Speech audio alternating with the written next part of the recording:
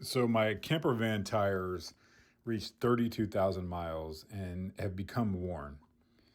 Now the tread depth gauge that I use to measure them averaged about 7/32, as opposed to the 14/32 when they were brand new.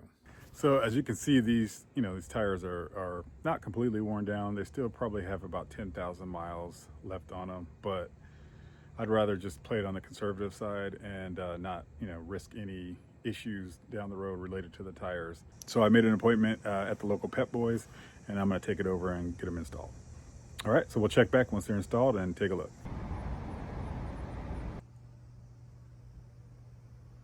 All right, so I got the tires installed and looking good. Do a quick walk around and check it out.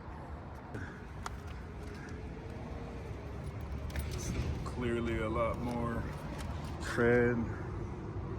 Same ones. I go with the Cooper, they're HT3s, the light truck, 225 75 R16, and so they're the Cooper Discover HT3, and I find that they do all right. So the total for all four tires came in at just over $1,000. So we got them all set, ready to go.